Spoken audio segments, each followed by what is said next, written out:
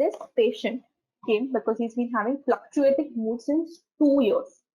He feels great and full of energy for some months when he's very creative and stuff, talkative, distracted, etc., productive, able to accomplish a lot.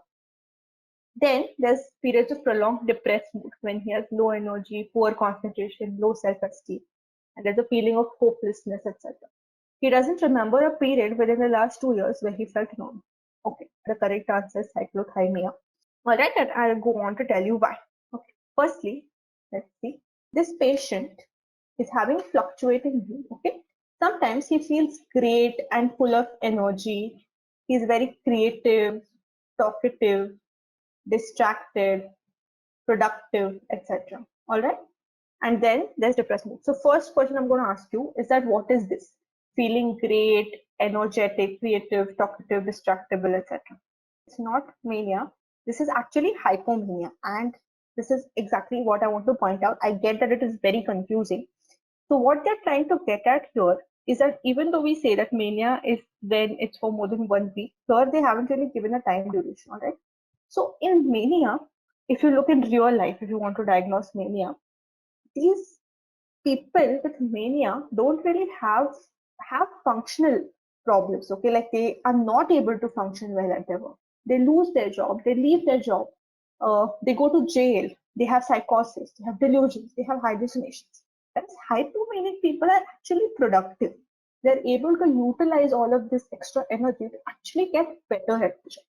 That is how you are going to differentiate mania from hypomania when time duration is not given, when it's not very obvious. And I get it, like the big fast 3 symptoms are filling the criteria. So I get the urge to go for mania.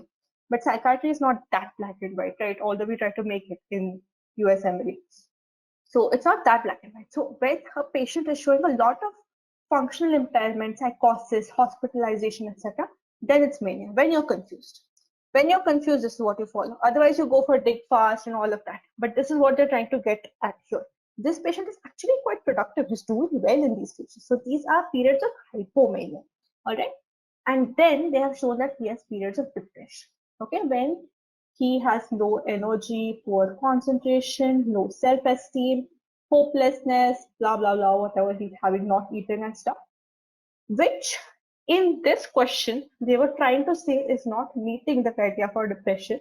But we say depression is met when you have at least 5 of your SIGI caps, which is sleep, lack of interest, guilt, concentration problems, appetite problems, psychomotor retardation, suicidality. So 5 of these things are actually present here. Okay, so depression criteria are being met, which is why bipolar 2 disorder, which is hypomania for depression, makes more sense. This question was trying to go for cyclothymic disorder because it's been present for more than last 2 years. Okay, so if this depression was more mild, if this depression was not meeting SIGI caps, we would have gone for cyclothymic disorder.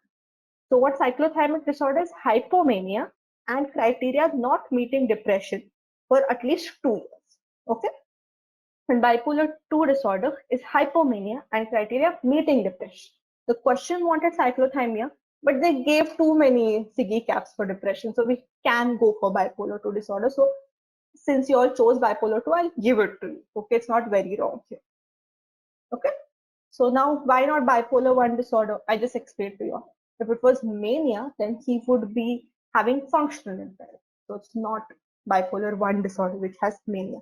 Persistent depression disorder would only have depression, wouldn't have anything else. Dysthymic disorder is persistent depression disorder, like when depression lasts at least 2 of the SIGI cap symptoms, which are just listed out, SIG, ECAPS. If at least 2 of them are present for more than 2 years, it's dysthymic. All right.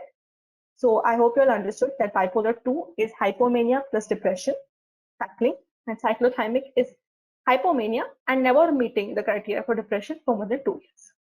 Okay, so I've said hypomanic plus dysthymic is cyclothymic. Dysthymia is not meeting criteria for depression but still sad. That is dysthymia. Okay, cyclothymia is hypomania not meeting the criteria for depression, so not meeting criteria for bipolar 2 is cyclothymia. Thanks for watching. Please give a thumbs up and subscribe for more.